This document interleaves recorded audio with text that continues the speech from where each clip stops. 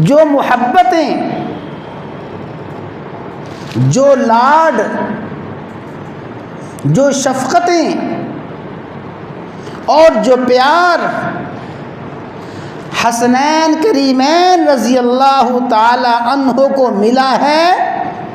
کائنات میں کسی بھی ہستی کو وہ عظمت، وہ لاڈ، وہ پیار، وہ محبت نہیں ملی۔ بلکہ اگر یوں کہا جائے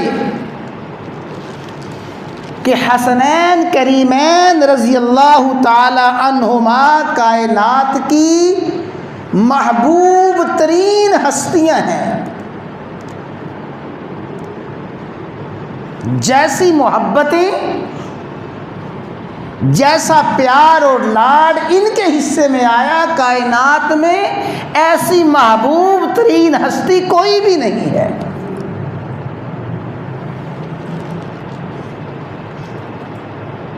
اس لیے کہ کائنات کے سب سے بڑے محبوب ہیں سیدنا و مولانا محمد الرسول اللہ صلی اللہ تعالی علیہ وسلم، اور اس محبوب اعظم کے محبوب ترین شہزادے ہیں حسنین کریمین رضی اللہ تعالی عنہما۔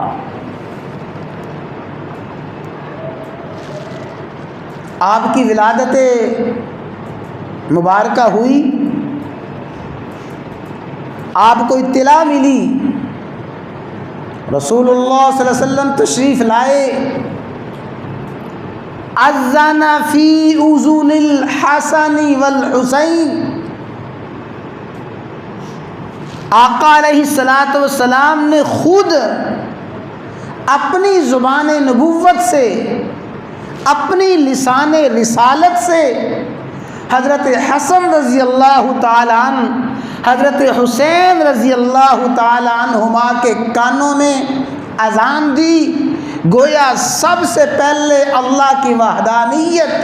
سب سے پہلے اللہ کی کبریائی، اور سب سے پہلے شہادتین کا جو کلمہ ہے آپ نے جس ہستی سے سنا اور جس کی آواز اللہ کی توحید، اللہ کی کبریائی کی آواز جس ہستی کی زبان سے سب سے پہلے حسنین کریمین کے کانوں میں گئی، وہ رسول اللہ صلی اللہ علیہ وسلم کی ہستی ہے۔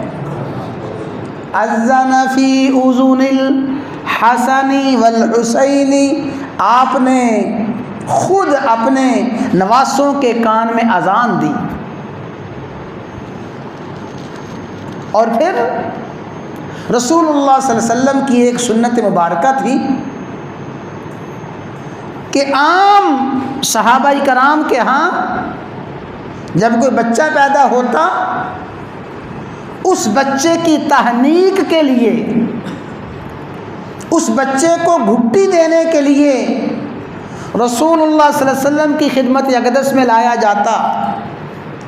آپ اس نومولود کو اپنی گود مبارک میں رکھتے اور آپ